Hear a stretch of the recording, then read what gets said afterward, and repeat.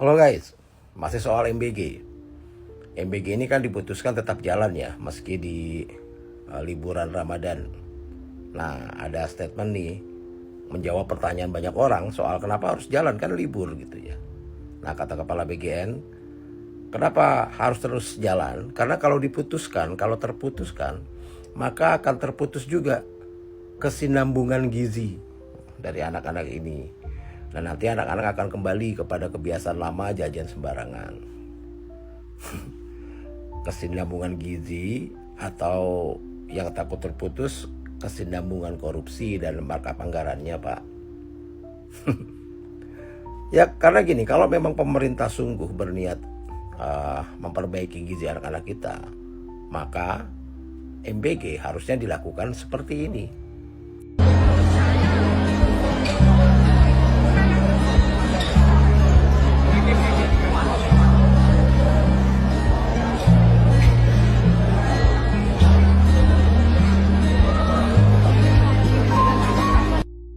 Kalau memang niatnya perbaikan gizi, ya harusnya seperti yang dilakukan oleh pemerintah China ini.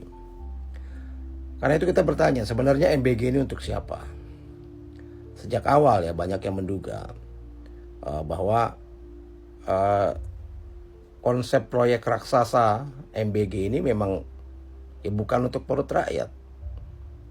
Ini hanya semacam pemenuhan syahwat nafsu politik dari para politikus dan pejabat jahat sih kalau menurut saya. Kita lihatlah dari SPPG, dari dapur MBG. Semua partai politik pendukung Prabowo ini punya dapur ya. Dari Golkar, Gerindra, PSI, PBB, Partai Gelora, Partai Aceh. Semuanya lah, semua partai yang mendukung Prabowo ini punya dapur di sana. Punya dapur MBG. Kalau TNI punya kalau nggak salah 452 dapur SPPG, dapur MBG. Polri bahkan lebih banyak lagi, 675 kalau nggak salah,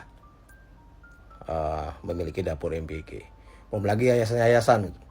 Ada yayasan Yasika Aulia Group, kalau nggak salah namanya ya, itu milik Yasika Aulia, anak dari Wakil Ketua DPRD Sulawesi Selatan.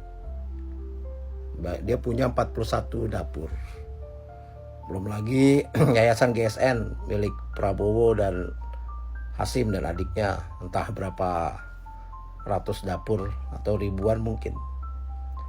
Belum lagi yayasan-yayasan pribadi dari pengusaha-pengusaha yang berafiliasi dengan pejabat-pejabat, yaitu anggota DPR dan lain sebagainya. Jadi kalau kita lihat ya, uang 1,2 triliun yang berputar setiap hari itu berputarnya di atas gitu. Di lingkaran atas, bukan di bawah. Nah, masyarakat dapat apa?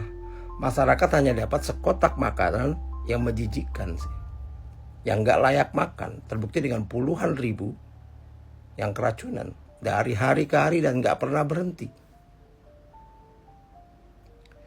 Ya jadi untuk siapa sebenarnya MBG ini? 50% dari 1,2 triliun ini hanya akan jadi kotoran dari anak-anak itu. Dan 50%-nya lagi ini akan menjadi Mercy, menjadi Rubicon, menjadi rumah baru bagi pengusaha-pengusaha MBG. Ya, begitu kenyataannya. Dan sampai saat ini kita belum pernah melihat benar-benar audit soal MBG ini. Sudah setahun berjalan, kita nggak pernah lihat auditnya. Nah sepertinya memang nggak akan pernah kita lihat. Salam.